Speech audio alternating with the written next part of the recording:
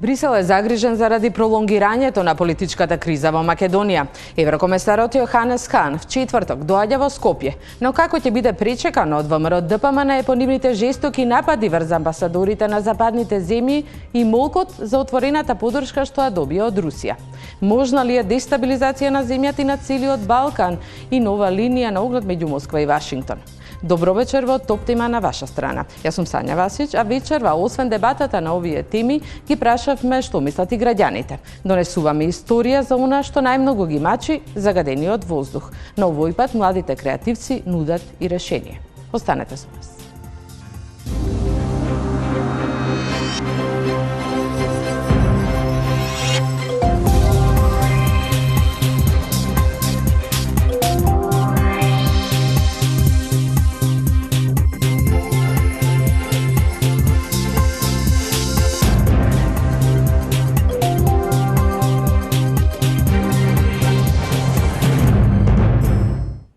Дали посетата на еврокомесарот Јоханес Хан може да го забрза формирањето на новата влада во Македонија, но дали ВМРО ДПМН ќе му ја затвори вратата по жестоките напади врз западните дипломати?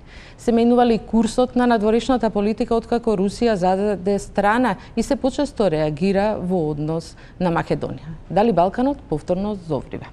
За сите овие дилеми, вечерва во Топ тема на ваша страна дебатираме со Александар Димитров, поранешен министер за надворешни работи, и со професорите Ризван Сулемани и Перо Димшовски. Добро вечер на сите.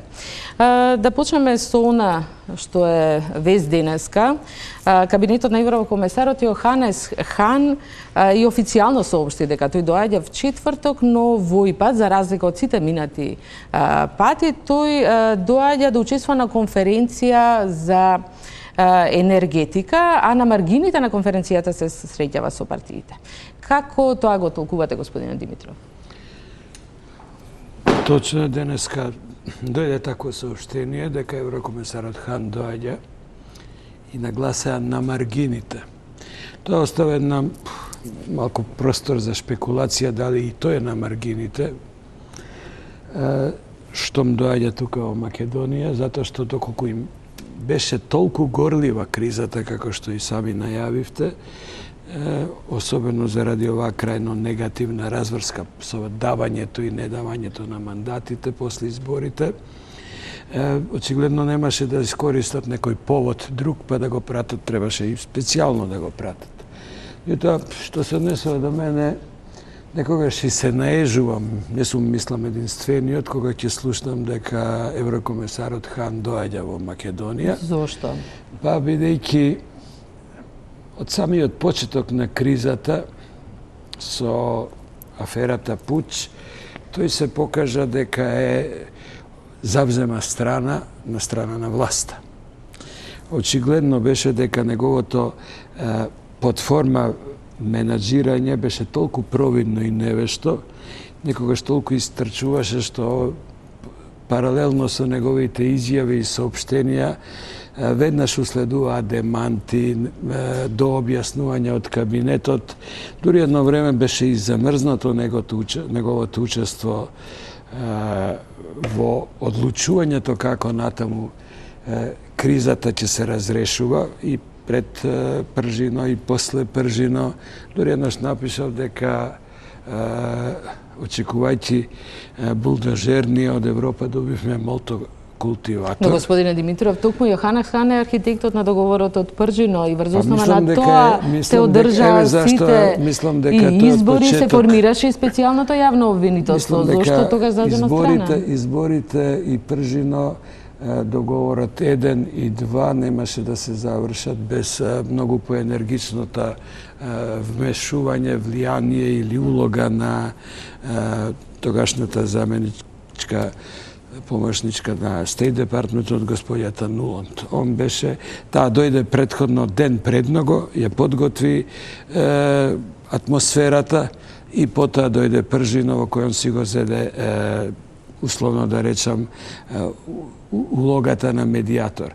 Но да подсетам колку негови изјави беа после тоа дека важно е да има избори, не е важно колку кој ќе учествува и така натаму, кој очигледно, барем според мене, покажа дека Хан е недоволно дораснат за таа улога или пак кризата во Македонија е толку сложена што тој не може да ја менаџира успешно и дека кај него се раководеше некогаш и од десничарски, од лични, па не сакам да грешам, но некои ги нарекува и паралични мотиви врзани се неговите појасни или понејасни бизнис интереси во Република Македонија.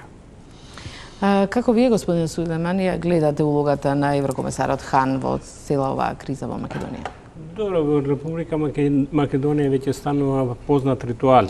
Секогаш кога ќе има вакви конфликти и недоразбирања, да дојде некој од надвор како спасение, да им даде шанса, можност на актерите во Република Македонија да на крај действуваат она што унапред тие сакале да го направат, но сега ќе најдат едно добро објаснување пред граѓаните дека ете под притисок на меѓународната заедница ние мора да прифатиме ова или она солуција.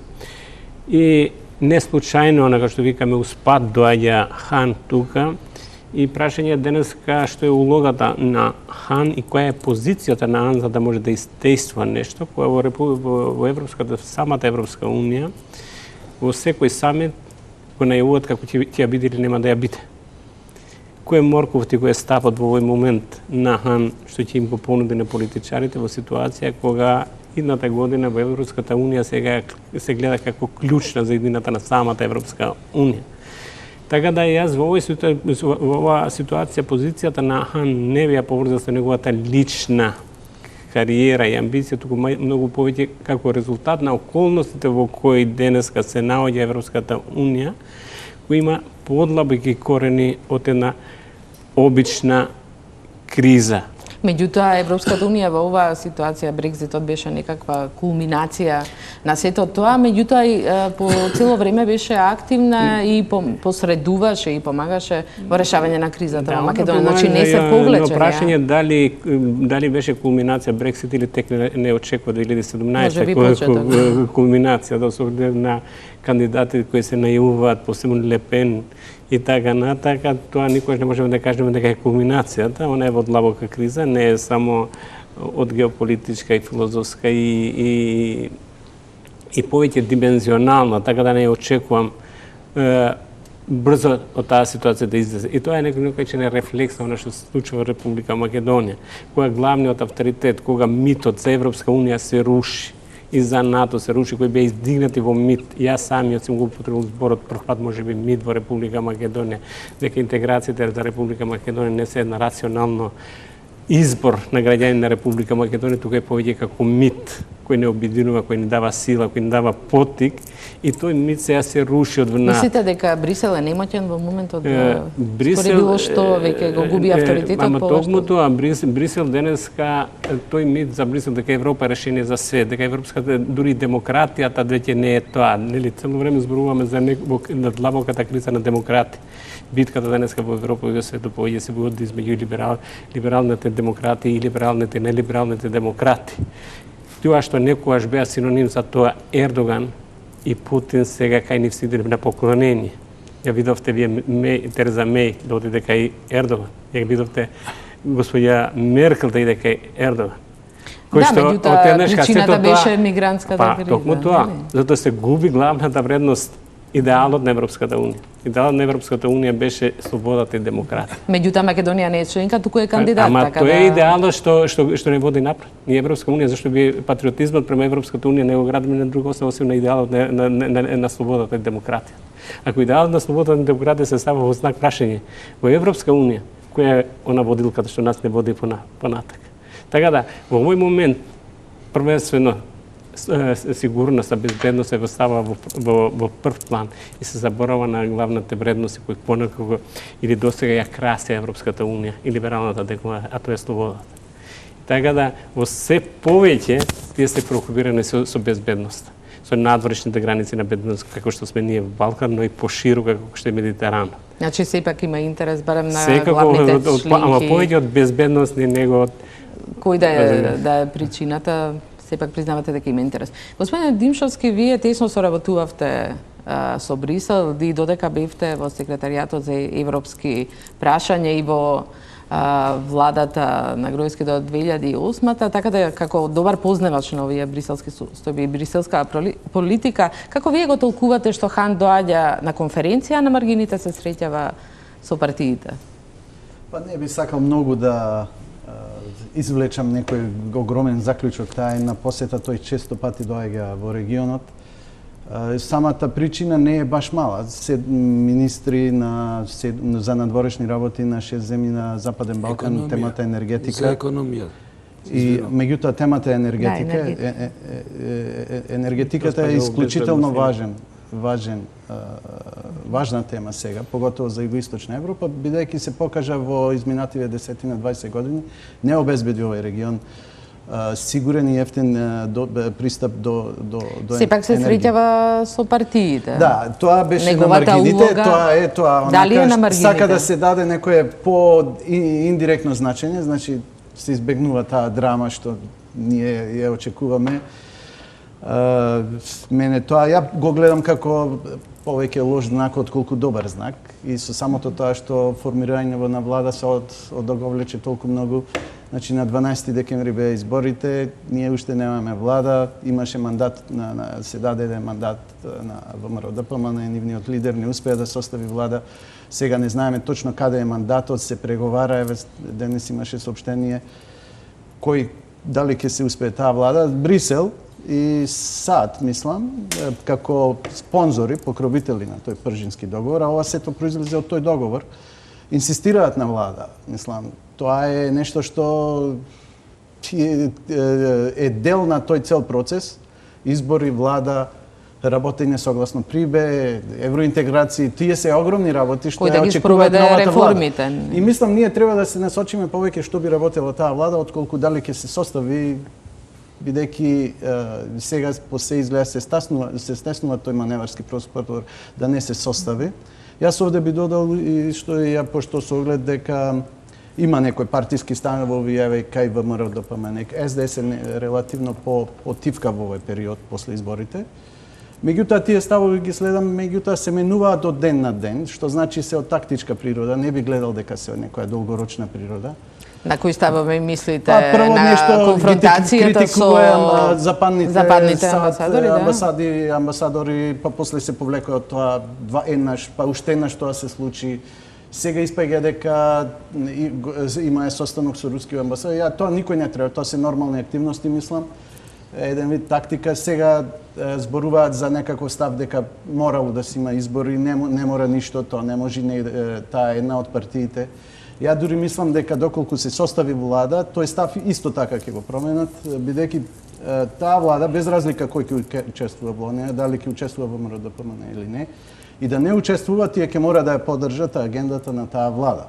Бидејќи агендата пред се ќе биде тоа владење на правото, реформите согласно Прибеса, кои тие априори се сложија согласно Пржинскиот договор, и евроатлантските интеграции, а таму доаѓа затворење на прашањата со соседите, со кои ги имаме, со тоа ќе се занимава оваа влада. Мислам, дури на прво место ќе бидат евроатлантските интеграции, други административни работи согласно извештајот на Прибеј и и владење на правото нормално. Тоа во нема тука прво, второ, трето, сите тие три работи во исто време ќе треба таа влада да ги испорача и да ги спроведува. Иако не знам како ќе се одвиваат работите околу тоа владење на правото. Таму извештајот на Прибеј многу дециден, меѓутоа никој да не очекува дека таа влада сега ќе земи капси или нешто. Целата ова работа на реформиве и на тие, па дури и на незадоволството кај најголем дел од младите, кај граѓаните беше, јас мислам дека за влада е правото, тоа не правото е во рацете на законодавството, кај нас уште се разделени. Да, ама сепак имаме и специјално обвинителство. Не е кај политичарите, меѓутоа тоа е дел од правниот систем, не е дел од политичкиот систем. Така да политичарите, владата не може да испорача некој ветување за... Господин Димитров Димшовски вели вообичаени беа соопштенијата од ВМРО ДПМН изминатата недела, меѓутоа се согласувате ли дека беа вообичаени бидејќи и директно се нападна еден амбасадорот на САД и меѓутоа и Европската Унија заради своите ставови дека треба широка коалиција. Да, одговарам само нешто што заборавив на Да ви го кажам на првото прашање. Прашавте дали ВМРО ќе го прими Да, сега ве прашувам. После овие соопштенија очекувате ВМРО ДПМН да го прими? Од пред ДИК, што нивниот лидер го прочита, многу јасно е кажано дека ВМРО не прифаќа веќе странски амбасадори и меѓународни посредници, што ако се доследни, тоа би требало да значи во тој став, мислам, недоследни во приодот, тогаш не би требало да го примат, бидејќи тоа значи дека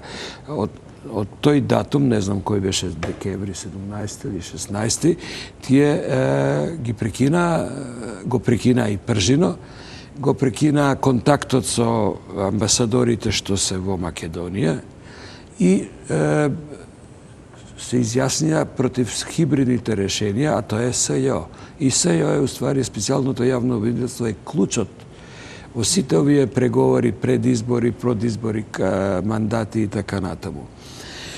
Инаку не би се согласил дека се тоа нормални соопштенија, веќе зашто? Прво, да се подсетиме на оние Ферман и Фелтонски соопштенија, спротивни на секоја дипломатска практика или дипломатско добро однесување, ги издада во врска со разговорот на Груевски со амбасадорот Бејли, кога беше практично транскрипт од разговорот, што тоа никаде го нема. Да, истото се случи и со германската амбасадорка. Пред некој ден истото го направија со германската амбасадорка Алтхаузер. Тоа се невидени примери во дипломатијата. Може човек само да замисли каков бил разговорот кога они сето тоа го даваат на јавноста за да покажат дека се тие како министер за надворешни работи, како беше односот и како вие гледате на овој однос кон дипломатите? Па ја би го нарекол ова, и го нареков пред некој ден, дека е ова дипломатија на силеџиска дипломатија практично. Може да има во разговорите и конфликти, не мислам несогласувања, спорења, дискусии, дебати, меѓутоа така јавно да се соопштува, па уште да се објавуваат повици, па да се прават некролози на некои амбасадори кои од земји кои нам не се пријателски. Како се однесува кон дипломатите од прилогот што па да се прават петиции против амбасадорот Бејли. Тотално една налудничава политика на деца кои не разбираат како оди дипломатијата и како оди светот. Не, меѓутоа видите не ги примат од една страна, од друга страна, и покрај повелето Димчовски. Само да довршам. Да. Од друга страна, соопштенијата што ги и средбите со рускиот амбасадор се едни така културни, мирновременски во нас условно во наводници,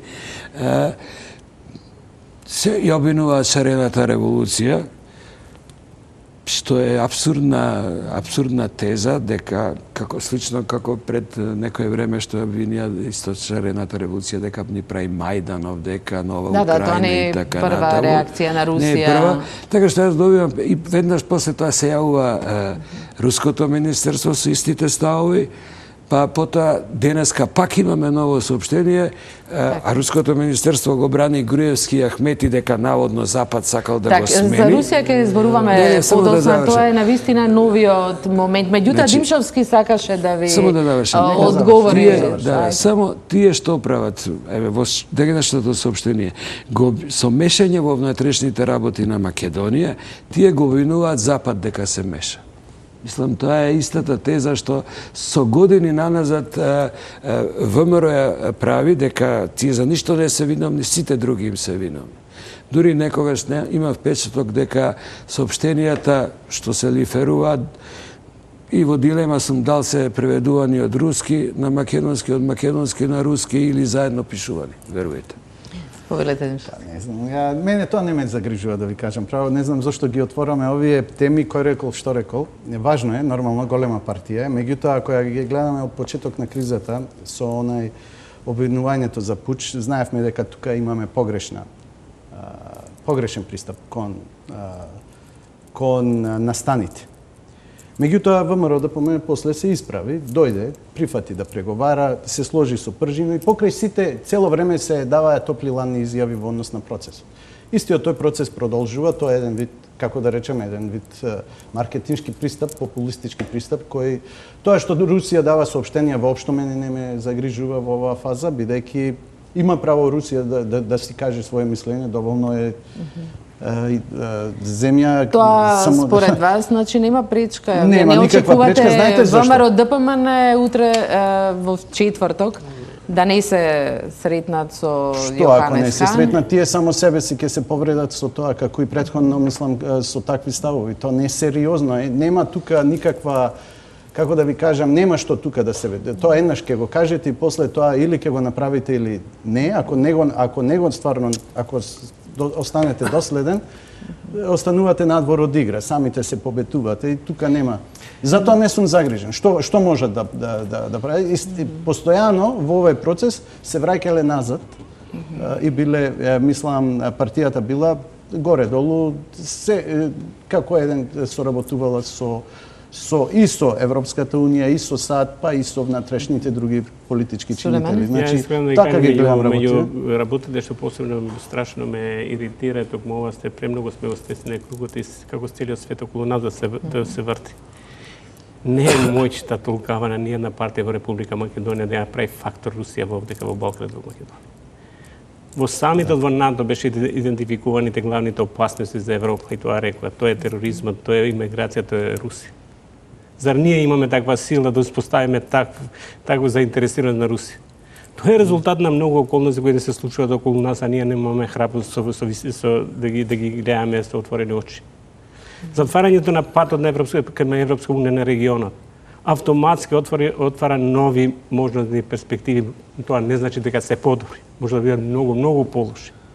Но јас уште 2009 година напишав статија во која реков: ако се одолжи членството на Македонија и регионот во Европска унија, многу е лесно регионот и конфликтот интраетнички да прераснат во интеррелигиозни и евроазиски. Затоа што ние оставаме отворен простор. Хан не е комесар за проширување. Он е комесар за добри односи со соседите и пошироко. Преговори за проширување. Да, проширување, ама за какви? За соседи. Нема проширување. Тоа е отворен реч. Нема проширување. Кој денеска зборува за проширување во Европска? Хајде се отворени очи да ги видиме работите во која сме. Дај да се ослободиме од тој мит. Јас сум го рекол тој мит. И јас ја пушувам за демократизација на митот. Ова вие што го зборувате како да оди во прилог на... Не сакам во ничии прилог да одам. Сакам да одам во прилог да ја осознаеме вистината каква. Република Македонија регионот е во опасност. Не е денес. Во моментот кога дојде тука Бајден во Белград и на Србија му го одземе, односно како што беше условот да ја признае Косово и да влезе во НАТО, го ослободи од тој устав. Од тој момент ние имаме дебаланс на сили во Балкан. Целиот концепт на безбедност на Балкана, зошто ние го засакавме толку Европска унија и НАТО? Живееме во комплетна асиметрична средина во која што имаме една Србија со 840 милиони годишно одвојува за војни цели, наводно неутрална, перманентно се наоружува, и мали државички кои што не одвојат по 100 милиони евра, без никакво покритие, и ние зборуваме за как целиот концепт на стабилноста на Балканот беше тоа.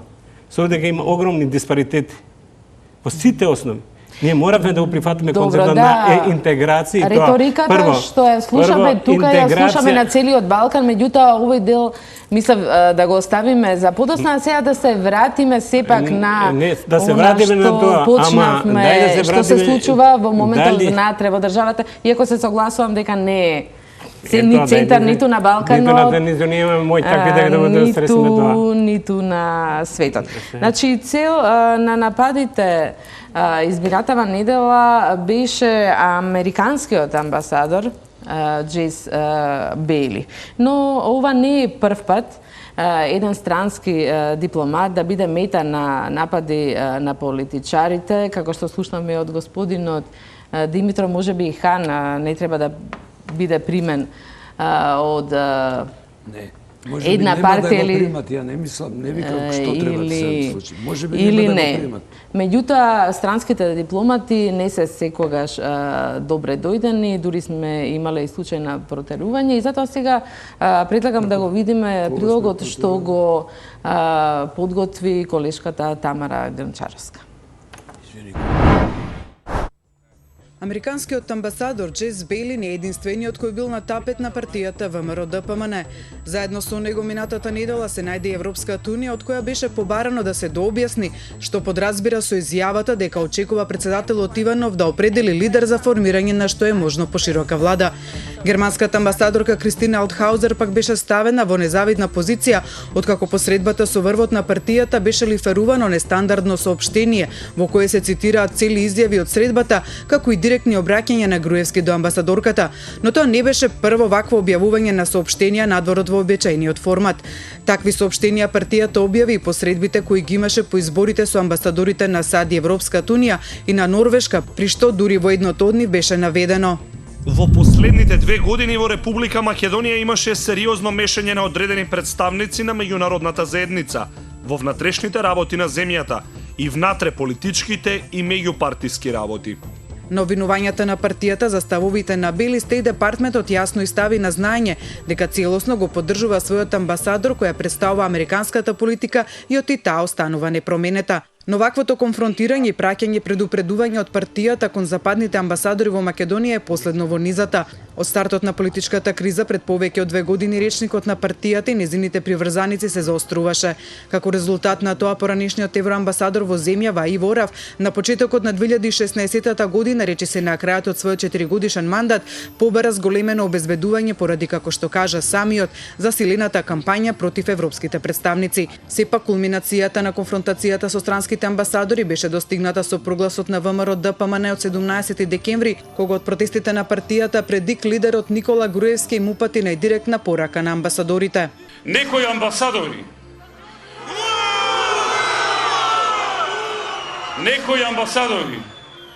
почнаа премногу да се мешаат во внатрешната политика на земјата. Тоа мора да запре. Остануваме отворени за комуникација со сите амбасадори и представници на други држави, но некои амбасадори кои почнаа премногу да се мешаат во нашата внатрешна политика мора да престанат да го прават тоа.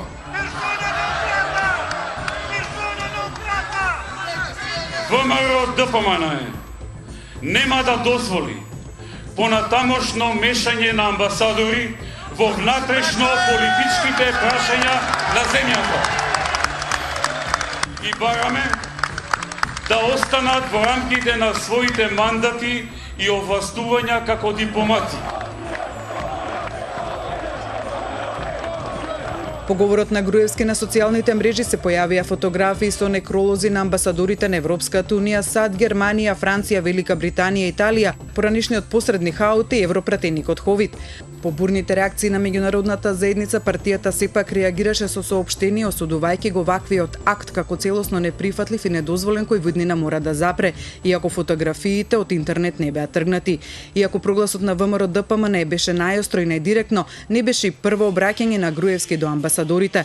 Во ноември, во говорот на Собирот на Унијата на жени на ВМРО-ДПМН, тој исме амбасадори, но и министри за надворешни работи од земјите членки на НАТО и Европската унија за нивните реакции на случувањата во Македонија. Спротивно пак на ова предупредување за мешање во внатрешните работи на земјата, пак досега нема добиено рускиот амбасадор во Македонија Олег Шчербак, како ни Москва. Дека постојат двојни аршини за партијата на власт за тоа што е мешање во внатрешните работи, а што не е, покажува и реакцијата на партијата на соопштението од официјална Москва за Македонија од минатата недела, во кое таа најотворено се става на страна на актуелната власт со обвинувања за Западот. Под псевдодемократски слогани продолжува длабокото надворешно влијание врз политичките сили во земјава, со цел да расчисти со македонските политичари, што не му се омилени, и покрај јасно изразената волја на граѓаните на изборите во полза на коалицијата за подобра Македонија, на чело со Никола Груевски и Дуи на Али Ахмети.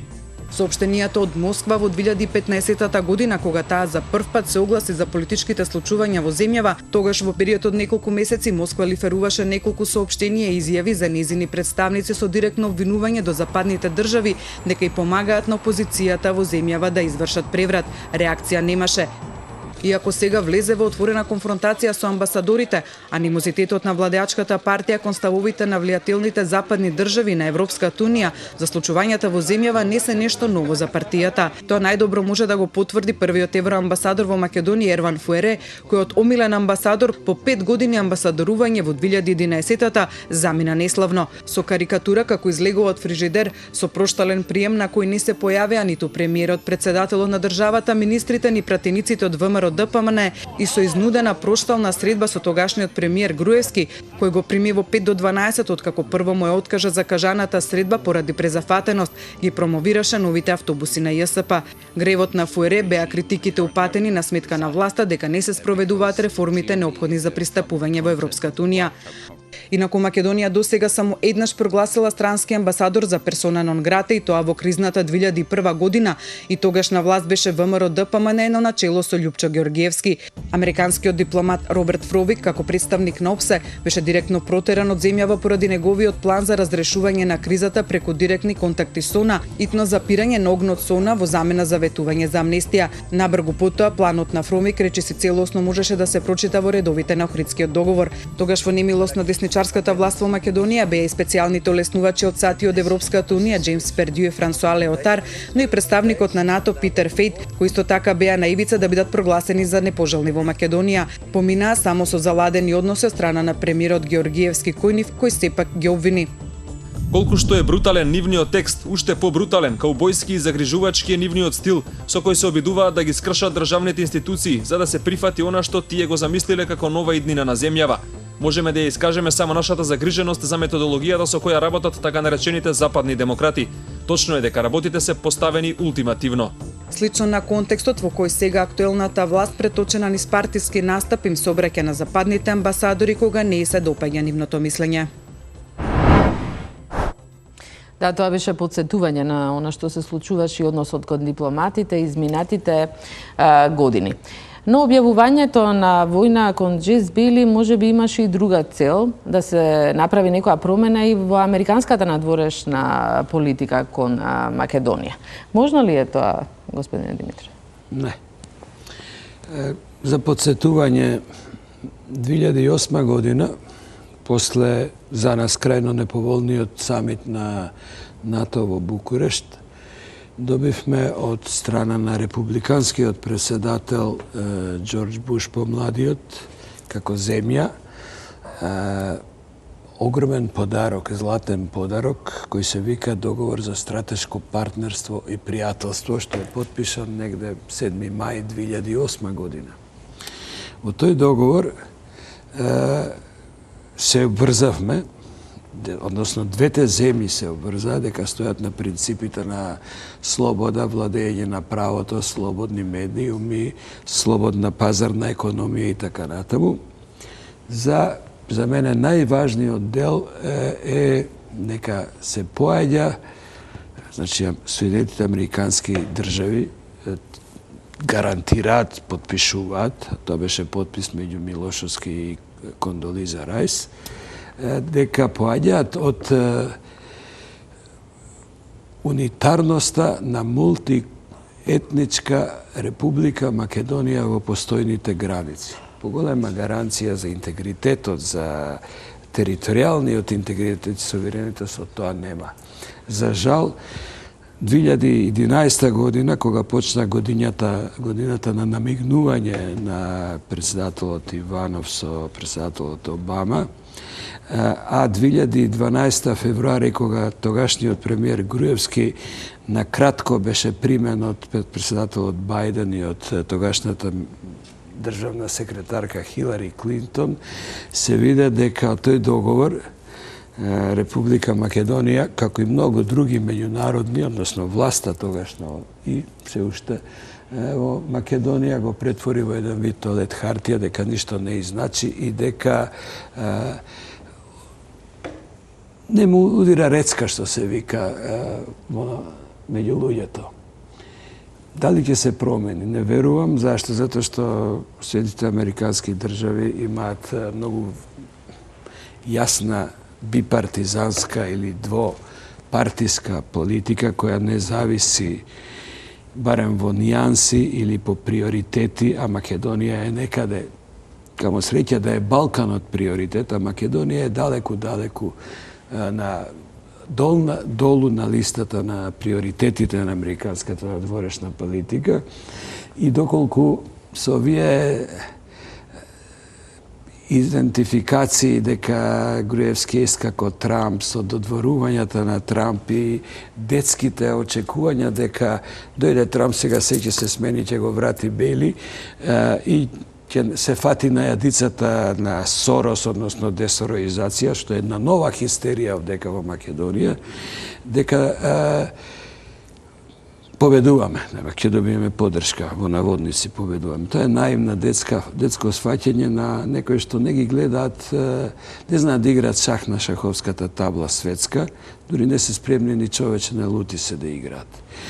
Особено што не верувам дека еден републиканец ќе дозволи, макар бил и претходен републикански председател, една власт во една држава на овој златен подарок за стратешко партнерство на огромна Америка, една мала Македонија, да доживее такво мајтапење како што го доживеа Бушовата администрација, а потоа се одолговлекуваше и со администрацијата на Обама.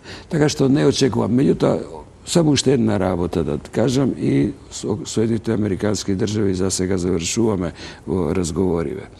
Од тука е и правото и обврската и не случајно и барањето, вклучително и на тогашниот премиер Груевски и на останатите три лидери, да се вклучи и Соединетите, да се вклучат во разрешувањето на кризата настаната после формално по пучот, а според мене кризата е почната во оној црн понеделник декември 12 година, кога беа истерани пратениците и новинарите од собранието, да се вклучат да учествуваат. И сега се сеќавам на една крајно недостоинствена формулација во соопштението што се даде тогаш, дека точно е дека сме имале ние договор за стратешко пријателство, меѓутоа ние како мала земја сме имале право некои постапки да критикуваме. Значи, Соединетите американски држави немаат право да критикуваат. Значи, легитимитетот, условно да речам, оправданоста на вклучувањето на Соединетите американски држави преку господјата Нуланд, преку високиот дипломат Хојти и активност преку амбасадорот произлегува токму од тој договор за стратешко пријателство. А тоа е пак базирано на плебисцитарната желба, одлука, меѓу првите одлуки на собранието на независна и суверена Македонија беше членството во НАТО и ЕУ. Кој не сака? Еве власта, еве го председателот, нека кажат, извинете, ние не сакаме НАТО, не сакаме ЕУ, а според мене ништо не направија да сме малку поблиску до ЕУ и НАТО и одиме на друго место да си ја бараме... Да, декларативно ниту една партија тоа не се откажала. Да си ја бараме среќата. Доаѓањето на Трамп ги подгреа надеждите дека ќе има промена во американската политика, не само во Македонија и во другите држави на Балканот, еве во Албанија, американскиот амбасадор е на истимак и условно речено не беше примен од председателот во знак на протеста. Имаме и во другите земји такви очекувања. Ја не сум убеден дека светот нема да се смени. Светот ќе се смени како. Како? Како што се смени од 2001 година до 2015, зашто е дефинитивно сам тоа го најде. Излегуваат општата стратегија на општ глобален играч. Една најмоćна држава во светот, со најмоćна војна сила, со најмоćни разузнавачки сили. На крајот на мандатот излегува Обама, вика председателот на Соединетите американски држави е поставен од руските служби. Што тоа значи? Очекувате да се смени политиката кон Балкан и кон Македонија и кон Албанија и кон Србија? Нема да се смени преку ноќ, туку како големиот брод во морето, кога се го менува правецот, ние не го осеќаме. Тек после 4 години ќе можеме да зборуваме кај беше светот и кај е денеска. За каква промена, еве, конкретно може да... Првата промена рече, од сега натака, за мене, моите сојузници, нема да ги бирам по заедничките вредности, по заедничките интереси. Мојот најголем непријател не е Русија, туку Кина.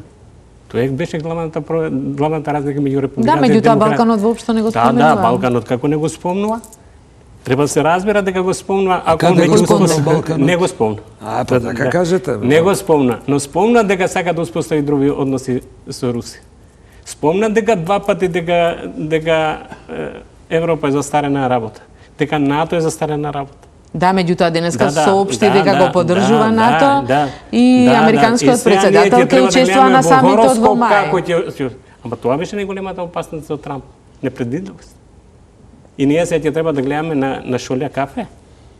Ние мора да се спремиме за еден свет од нула поларен, од биполарен, униполарен, мултиполарен, нула поларен. Кај што комплетно се имаме нови правила на игра, односно без правила на игра. Каде што мојшта и силата се тие кои што детерминираат правилата. Тоа е спомна НАТО самиот дека главни опасности за Европа се тероризмот, миграцијата и Русија. Ние сме кои што тоа можеме да го предизвикува. Како тоа ќе сменува? Ќе сменува. И ние не можеме да семе на ова неми да викаме како ништо не се случува околу нас. Се случува. Господине Димшовски, се согласувате ли вие дека ќе се исполнат очекувањата на дел од балканските лидери? Ако вие тоа го сватите дека ќе се исполнуваат на Груевски, не, по глобално, да. Меѓутоа, очекувајќи вакви промени, сите гледаат за себе. Река дека ќе го ставне преиспитување функционирање на мултиетничките држави и Република Македонија. И председател на комисија во Горниот дом. И вика ќе лобирам. Добро, конгресмените избрати... Мислите вие што се лобистите? Не е битно, лобистите... И работат колку пари, толку музика, господине Сулеймани. Па знам дека сега, ама се е во Америка така колку пари, толку музика.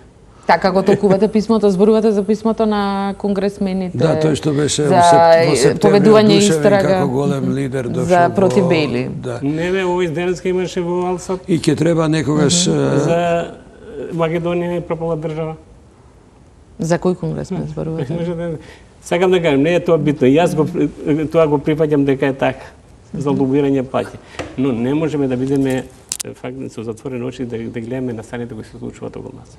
Светот се менува. И тоа многу брзо, драматично се менува, за кој што ние не можеме да фатиме чекор. Прво што треба да направиме да признаваме дека се менува, а понатака ќе мислиме. А не да мислиме дека ништо не се менува. Ние се уште живееме со тој свет кој што беше униполарен, кога се знаеше точно која е адресата телефон на кој треба да се обраќаме и да знаеме што ќе се случува во светот. По мене, крајот на униполарниот блест беше во Букурешт, кога председателот на главната сила светска и носечка со 80% финансирање на НАТО издаде рече Македонија станува членка на НАТО и утре не стане. Тоа беше крајот. Зашто се покажа дека има други играчи дури внатре во НАТО, кои што ќе продолжат да го кажат својот глас. Тоа беше крајот на униполарниот свет по мене.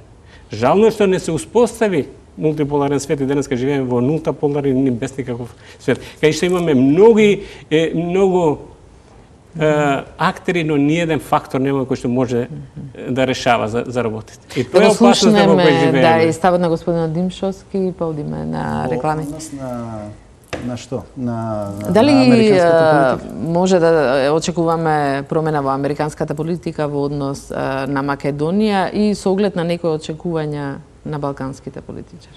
Па веќе се исцртува, мислам. Тоа беше непознаница за време на кампањата. Сега кога се избраја тие главни фактори, личности кои ќе ја водат таа политика, ја не видов таму некој што нуди нова опција. Единствено што гледам, тие може ќе имаат помалце трпение за земји како Македонија, што или партии или влади кои едно зборуваат, а друго прават.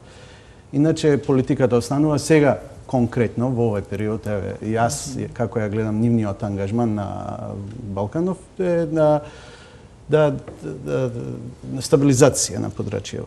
И точно е ова, тоа е првото е, значи да се зацементира таа безбедносна структура.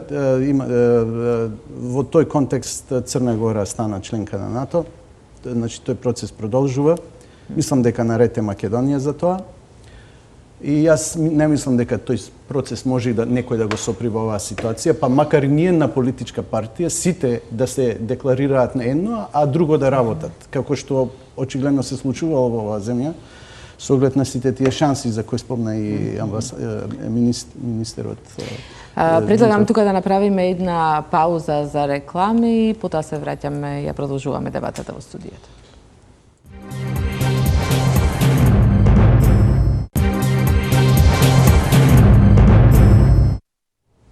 Еве повторно во студиото на Топ тема на ваша страна. Продолжуваме со дебатата и би забележала дека нов момент во целата ситуација со политичката криза во Македонија, како и што претходно споменаа моите соговорници, е реакцијата на Русија. Досега немало од руска страна изразување на така отворена поддршка кон две политички партии, ИДУ и ВМРО, дека тие треба да формираат партија, а денеска дојде и ново соопштение во кое се повикува да се почитува уставот, излезот на политичката криза да се бара во рамки на уставот. Кој е вашиот став, господин Димитров, за ова однесување на Русија, и да напоменам дека после изборите има соопштение дека нема апсолутен победник на изборите, па потоа го добивме ова, меѓутоа константна е осудата на мешањето на други земји, на западните земји во ситуацијата во Македонија. Околу поддршката на власта, тоа многу асоцира на старата римска поговорка сличен на сличниот му се радува. Така што а што очекувате од денешната руска или политика внатрешна или на Путинова политика во кого нашево раководство, особено Иванов, е да не речем политички воодушевен, има и некој друг израз, да каже за криминалот, за отсутството на демократија, за отсутството на почитување на човекови права, за немањето слобода, за заробени медиуми. Мислам, тоа е нормална соопштение на некој што ја сака Македонија да се развива по некој незин тертип, незин калап, или обратно, поддршка на оние кои сакаат Македонија да се развива како што се развива сегашното руско општество под власта на Путин. Мислам дека Русија е свесна дека овој дел за кого говореше господинот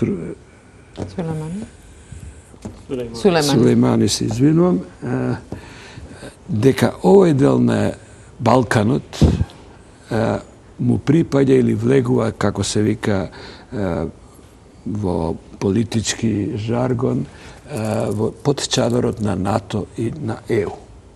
И тоа е работа која е дури согласена и поаѓа, реков, од плебисцитот на македонските граѓани како прв акт после осамостојувањето. И тоа е желба на сите од поранешните, не само источни земји, тие многу побрзо тоа го постигна, од просторите на поранешна Југославија, исклучок се само сега Србија и Босна, која е многу во фрагилна ситуација, и нормално Албанија, која си не беше дел на Југославија, ама е дел од овој Балкан. Русија сака тоа да го спречи. Дури пред некаде имаше едно, да речем, нереално соопштение на некој нивен генерал, или не знам како се викаше, дека НАТО со сила сака Македонија, Црна Гора, да, и постојано го повторува. Барем за нас тоа е неточно. Ние со сила, никој не. Ние сакаме да одиме кон НАТО. Македонските граѓани, Република Македонија, преку незините институции, незините лидери, државници, во сите овие неколку 25 години се рекле сакаме НАТО, сакаме ЕУ. Прашање колку биле искрени и колку направиле. Во ова ребалансирање на геостратешките интереси, геополитике, сферите на влијание кои сега се поместуваат од кон Среден исток, кон Далечен исток, не спомнувам Кина и така натаму, тие сакаат овој дел, кој очигледно кога тогаш ќе биде во НАТО, малку да го расипат, малку да му направат проблеми на НАТО од неколку причини, потешко да го абсорбира и може би да придонесе, особено наму кај што имаме десничарски и крајно популистички и националистички сили во власта, да доминираат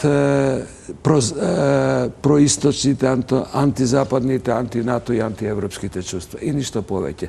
На крајот Русија и Москва, кога ќе дојде редот за тоа, мислам дека многу лесно ќе се договорат, доколку Русија има некој многу покрупен... Мислите Русија и САД? Русија и САД полесно ќе се договорат доколку има некој покрупен геостратешки интерес или позначајна сфера на влијание. Македонија, за жал, нема да им послужи дури никако монета за подкосурување. И тоа се илузиите што ние се ги согласувате, господин Сулемани, дека сакат само малку да расипат или се работи за многу сериозно позиционирање? Јас сакам да гледам работите на реал политичка основа. Што беше проблем со бивша Југославија? Се подели. И што имаме? Имаме на Македонија со 2 милиони луѓе, од кои 40% се од немнозинските заедници, над 45%. Имаме Црна Гора со 700.000 жители, кај што исто 40-50% се од немнозинските заедници. Имаме Косово поделена, имаме Босна поделена, имаме на Србија хомогена. Во такви ситуации, кој би бил начинот да се сочува мирот во овој регион? Затоа, од сите концепти теоретски познати за зачување на мир, се одбра процесот на интеграција. Што тоа значи? Прво, влегување во НАТО, а влегување во НАТО значи демилитаризација, немање класична војна сила, која може да предизвикува класични војни, потоа интеграција во НАТО во Европската унија. Тоа беше концептот на решавање на проблемот на Балкан. Но што се случува? За останувањето на процес на интеграција и моментот кога Бајден условот на Србија да го признае Косово и да биде членка на НАТО, му го одзеде, фактички го отпуши него. Во тој момент се расипа балансите. Денеска Србија одваја 840 милиони евра за војни сили. Она формално е прогласена за неутрална, ама перманентно се нарушува. И сите ние други немаме никакво друго покритие, немаме европска перспектива или во наредните неколку години, освен илузијата или волјата. Но реалноста е тоа дека овој простор се повеќе и повеќе станува вакуум. Зашто никој не ни гарантира дека за 5 или 4 години ќе биде членка на Европската унија. И нормално овој вакуум сака да се силите историски кои имале некакви интерес, како што е Русија, Турција, а и Германија, да кажем, бившите 3 крони, на некој начин сакат да пенетрират и да си го зазимат просторот кој останува се повеќе и вакуум. Затоа нас не беше битно НАТО и Европската унија. Колку има опасност од дестабилизација за отворен простор, на Балканот, за да некој не сака да пенетрира во нашите... Во тој момент, посебно за албанците, беше битно. Зашто целата албанска кауза е заснување бегање од исток. Во тој момент, ние кои ќе го изгубиме патот за Европска унија и према Западот, се отварат други прашања против натрешните, три религиозна нација и така натаму. Затоа фанатично по секоја цена го брана тој пат албанците, сите во регионот кај да се. Но во овој момент сега ние имаме нова реалност со која мора да се соочиме. Јас се плашам, толку поради тие големите геополитички интереси, токму тој може да дое, тој голем сојуз, евентуално кој може да се создаде измеѓу САД, Русија, европските држави, се дали како Унија или европски како држави, према еден огромен пазар кој во пораст и ќе расте во наредните години, како што е Русија, и Кина и Индија дори, мора да се има еден сојуз. Може да се најде, може би, алтернатива на решавање на овој проблем, долгоречен, преку она што јас го нарекувам три поранешни, односно према центри, хегемони центри на покривање на простор. Ама, постои една друга опасност. Јас само го нафрлям. Малите држави, си овој концепт, за овакви држави, мултиетнички, кои што сме ние, Косово, Босна и сите, беше создаден во време на униполарниот свет, која Америка беше главниот играч овдека. Тоаш Америка беше ин, Русија беше аут. И се плашам дека овој пакет, вака создаден, со овие предуслови НАТО и Европска Унија, за мултиетнички држави да бидат исплативи за функционирање, може во еден момент, ако стане прескапо, да излезе од игра. И да се отворат нови алтернативи. И ние мораме сериозно по мене овие работи да ги гледаме. Не смееме да ги затвориме очите. Господин Димшовски, како вие ги оценувате овие интензивни реакции на Москва во однос на политичката криза во Македонија? Дали е само расипување на ситуацијата, како што го нарече господинот Димитров, или се има многу поширока и поопасна агенда? Јас пред се ја гледам, мене најмногу ме загрижува натрешно-политичката ситуација. Значи, дали САД или Европска Унија или Русија нешто има тука да кажат, тоа сепак не го дава онај подолгорочен развој на настаните. Значи, една земја како Македонија, а веќе тоа е покажано и докажано, веќе подолго време, настаните во заедницата во која се најдуваме, мислам, државата, зависат од политичките процеси пред се внатре во држава. Значи, од тој аспект ја ги гледам работите. Не гледам дека во однос на Русија, сега ако сакате последниве нешто да кажеме, во однос на Русија уште пред две години, пред и да почне кризава, имаше тогаш посета на Лавров на Балканот, на Босна, мислам, и таму даде една изјава дека, и тоа беше големо изненадување за мене лично, дека влезот на Црна Гора, Србија и Македонија во НАТО, Русија ќе го гледа како еден вид предизвик за неја, кој закана, така не, може не беше тој збор закана, беше поблаг збор, али во таа смисла беше нешто кажано, не можам, важни се тие дипломатски зборови. Мене тоа ме изненади, бидејќи Македонија, јас не сум учествувал во таа македонско-руски односи, меѓутоа барем два пати јас се сеќавам пред неколку години, македонската влада си има консултирано со Москва во однос на нашите аспирации кон НАТО и Европска Унија, кои потекнуваат од суверенот. И затоа ми се допаѓа она соопштение денешно нивно од амбасадана, дека согласно уставот, законите на суверена држава, Македонија е суверена држава, се извинувам, ова е многу важна поента. Јас 100% се сложувам со Русија, денеска што го кажа. Меѓутоа, Русија треба да знае дека ова суверена држава го формираше своето мислење во еден подолг процес. Мнозинството граѓани, државата, институциите сакаат да бидат членка на НАТО и на Европската Унија. Значи, тука тоа потекнува од суверенот, не од надвор, како што тие имплицираат. Значи, Македонија, согласно, по распадот на Југославија, нашите братски народи, народности од таа поранешна Југославија, од кој ние не сме се откажа, уште сакаме да градиме и градиме многу добри односи, словенците, хрватите, албанците. Во истото соопштение Москва, членка. Меѓутоа, ова е многу важно. Значи, Русија го смени својот став, не Македонија. Русија, поради некој свој други стратешки, не знам кои какви калкулации, да не правиме сега, таа го смени. Ние, директно Македонија си има консултирано со Москва, тие имаат, нивниот одговор бил согласно тоа што вие ќе си одлучите. Ние сме неутрални во однос на вашата позиција, дали вие сакате да бидете членка на НАТО или не. Верувате ли дека било која ова е промена на руската политика, ако е таа промена, бидејќи ова се уште ја ги гледам на ниво на на, да речем, маркетиншки соопштенија. Нормално Русија сака да покаже дека е тука и дека треба да се праша за се. Значи, тоа ја го гледам. Русија сега си ја дефинира таа своја политика.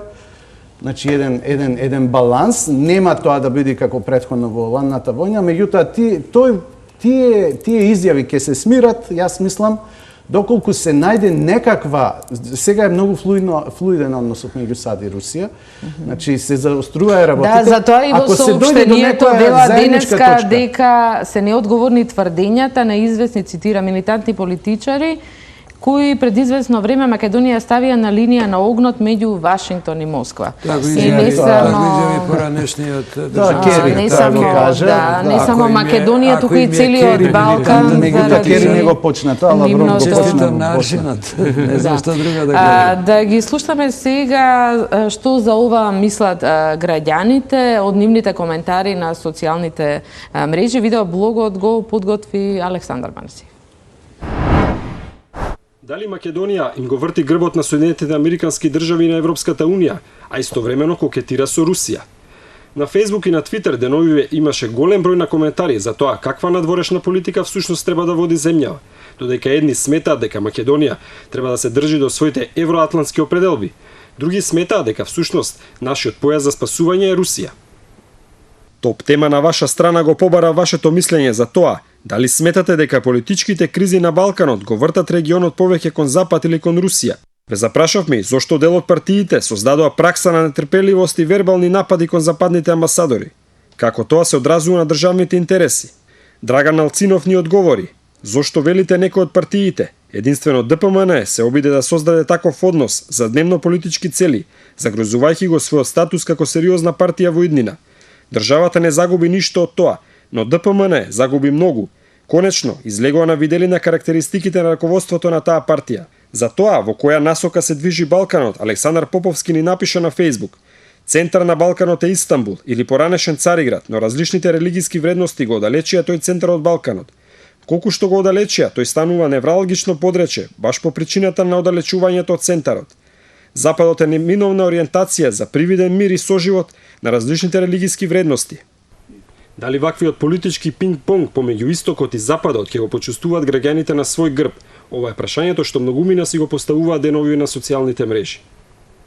Топ тема на ваша страна го побара и вашето мислење околу тоа. Зошто Македонија декларативно е за ЕУ и НАТО?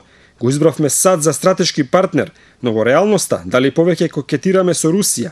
Каде не води ваквата политика? На Фејсбук Борис Рочо напиша: примарната цел е продавање на магла и замајување на јавноста, односно пренасочување на вниманието од реалните проблеми со кои се соочува самата партија, преку создавање на измислени непријатели. На тој начин го држат сплотено членството кое е над готовс, спремно да ја брани државата од надворешните непријатели и од неговите домашни платеници. Лошото е што од овие драмолетки најмногу губи државата. Добро е што ова нема да трае уште долго. Твитерџијата Зоран Кардуло напиша: кој да не земе, Америка или Русија? Прашањето кој ги мачи патриотите, борци за независна Македонија. Твитерџијата Бобстар смета дека Македонија е независна и суверена држава. Сега чекаме да видиме што ќе каже САД. Фејсбук и Твитер се поле за мегдан кога станува збор најчесто за внатрешни политички прашања, но голема поларизација кај граѓаните постои кога станува збор за избор помеѓу Русија или САД. Тоа беше видеоблогот и еве што прашуваат граѓаните. Ето и последно прашање до моите гости. Во целата оваа ситуација, кој е интересот на Македонија? Каква треба да биде позицијата на Македонија? Ситуација во која во моментот практично немаме влада која треба да спроведе дури и надворешна политика. Господине Димшовски, вие рековте треба да мислиме што треба да прави идната влада. Што треба да прави? Прво, меѓу тие неколку, 2-3 приоритети во исто време, сите се на прво место, нема прв, втор, трет, владење на право, затворење на прашањето со соседите што ги имаме, влез во НАТО, започнување преговори со Европска унија во исто време, тоа да се почне од првиот ден кога таа влада ќе се формира. Пред да се формира овие дена треба да знаат дека тоа треба да го прават. Друго на граѓаните не ги интересира. Во однос на дворешните интереси, ова експлицитно треба да се каже, ние не сакаме никакви расипувања, ние сакаме да ги подобруваме односите со Русија, меѓутоа најдобро се градат односи кога си отворен и искрен. Нашата позиција била јасна спрема нив, мислам према цел свет, на некој може да му се допаѓа, на некој не, без разлика. Русија е тука да остане, имаме културни, историски, секакви други врски и таа земја сигурно ќе јача, ќе станува. Јас предвидувам дека и тие еден ден ќе се приближат кон овие евроатлантски структури, бидејќи тука и стана тој проблем околу не после тоа падот на тој Берлински ѕид, тие не успеа некој долгорочна безбедносна, да речем, стратегија да изградат заедно со западниот свет. Иако тие нуде едно време, не знам сега во која, без разлика Македонија патот го гледа таму и нината треба да ја гради таму и тоа многу брзо треба да се случува, веќе треба да се испорача. Ова е дискутирано, народот е позади овие, што е најважно, значи тоа е суверенот, тоа е одлуката, одлуките се донесени, некој треба да ги спроведе, ние чекаме, стрпливо чекаме да се направи таа еднаш влада и да се запатиме на работа. Како да се позиционира Македонија? Македонија фактички се што може да направи и што може да повеќе да се сврти кон себе си, се повеќе да си бара одговор внатре, него да зависи од повеќе фактори кои ги има многу, а ние да со доволен капацитет да ги решава. Доволно ги има за создадат конфузија, ама не доволно за да може да дадат решение. Така да во овој момент, она што највише треба на Република Македонија, слотреност, одговорност.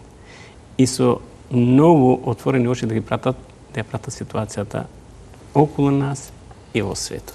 Тие не можеме да ги промениме.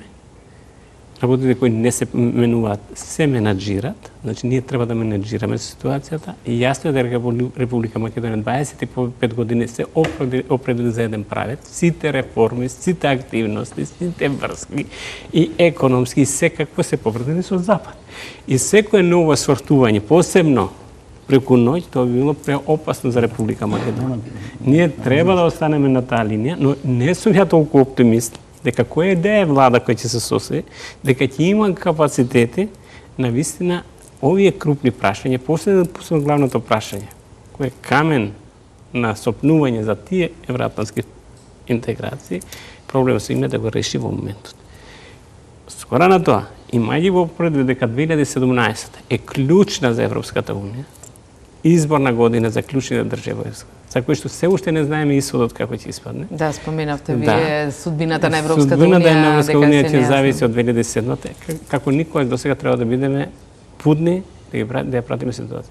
Но ако ние сме сплотени, ако ние сме одговорни во моментот во кој се, јас сум убеден дека ќе најдеме решение.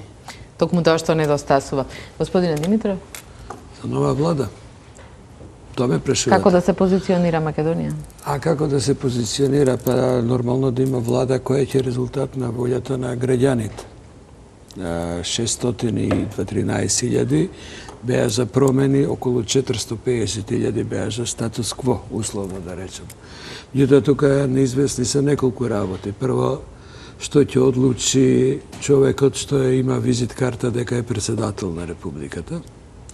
Дали ќе даде мандат, дали нема да даде мандат, дали ќе ги испитува, дали се партиски членови на ВМРО, дали е патриотска платформата, што е апсолутно спротивно на Уставот, никој не може да предвиди, бидејќи и тоа е да, тоа се внатрешните, меѓутоа накусо кон надворешните фактори како да се позиционира. Па ние немаме што друго освен Европска унија и НАТО. Меѓутоа, за да зачекориме таму, треба прво да го прочитаме за НАТО делот за Македонија, во кој кажува дека не е само името, ама има едно 12 алинеички, што е од 2008 зголемано за 11 точки.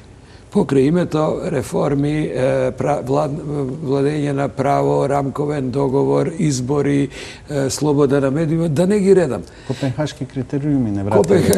Или да се ослободи заробената држава, како што рече Европската унија. Дури и заложбата за брзо решавање на името, да успее, бидејќи Грција си има некои незини интереси да блокира, може би и пошироки и поврзани и со Москва, но тоа е предмет на друга дебата.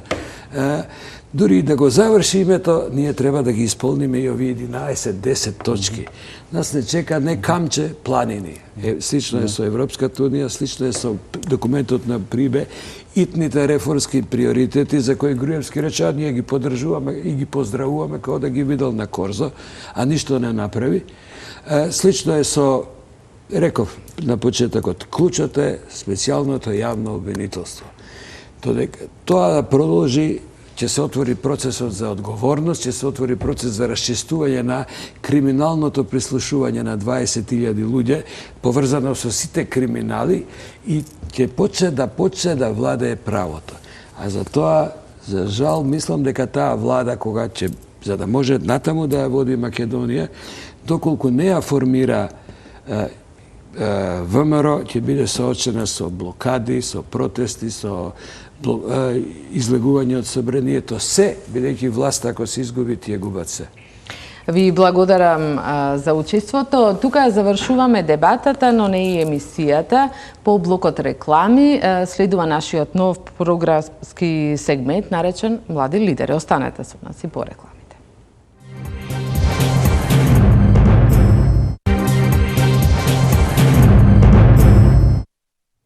Во програмскиот сегмент Млади лидери донесуваме сторија за она што е топ тема деновиве, загадувањето.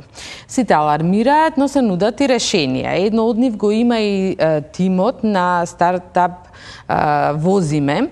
Тој е сервис за споделување на превоз. Тие направиле анализа дека огромен број македонски државјани сами се возат во своите автомобили, па преку нивната платформа сака да го поттикнат делењето на превозот. Со тоа тврдат дека се штедат пари, но се намалува и загадувањето. Сторијата е на Александар Манасиев.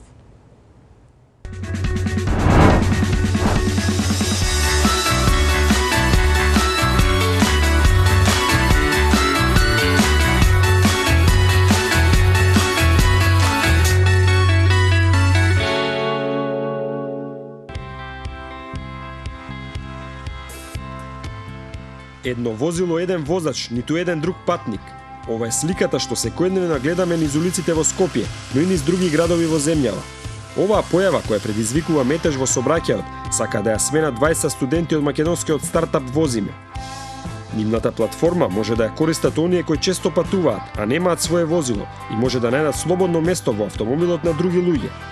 Тие пак кои имаат возила може да понудат превоз делејќи ги трошоците. Немој да се вожиш сам во автомобилот, сподели превоз е мотото на Возиме. Нивниот сајт го посетуваат најчесто оние кои патуваат до работа или на факултет, а сакаат да заштедат пари или да го намалат загадувањето. За да се увериме како функционира системот Возиме, одлучивме да букираме превоз низ Скопје. Платформата е едноставна и безбедна за користење. Можете да резервирате превоз, да ја проверите цената, но и да проверите кој возач ќе ве превезува низ градот. Откако ја направивме резервацијата, не контактираше Димитар Фуна, еден од 20 основачи на стартапот. Токму Димитар ќе биде и нашиот возач. Димитар, ќе се возиме ли? Се возиме.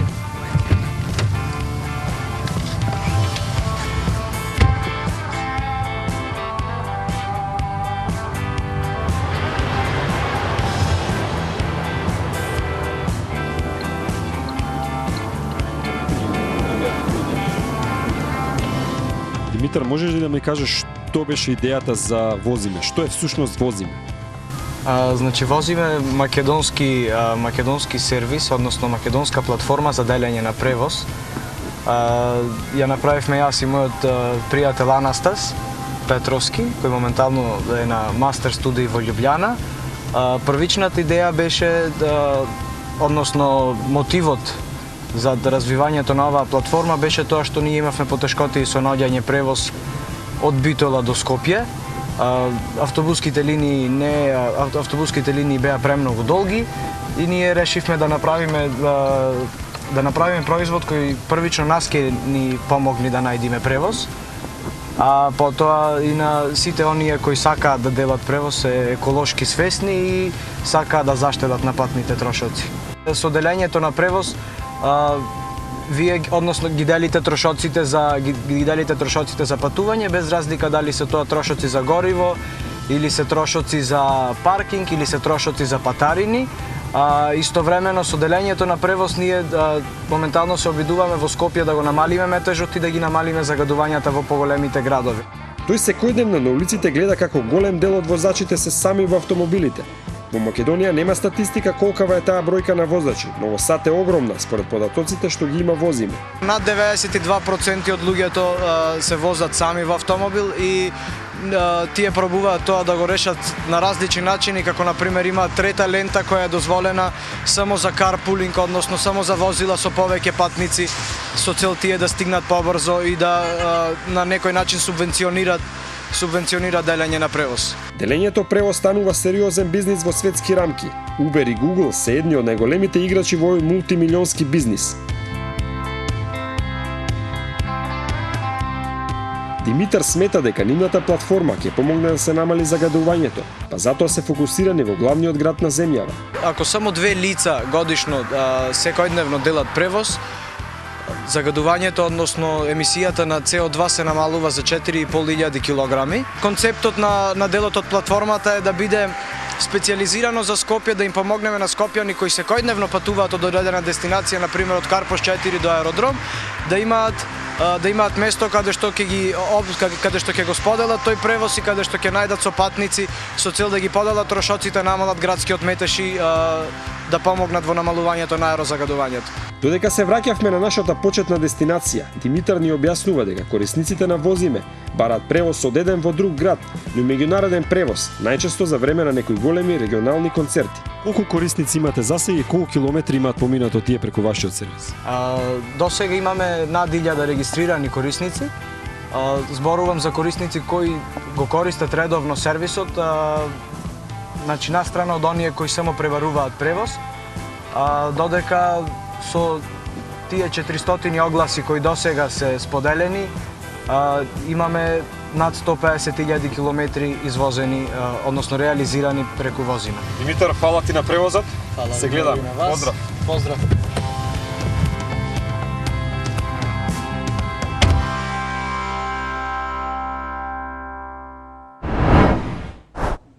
Тоа беше се во топ тема на ваша страна. Останете со програмата на Телме. Благодарам на вниманието.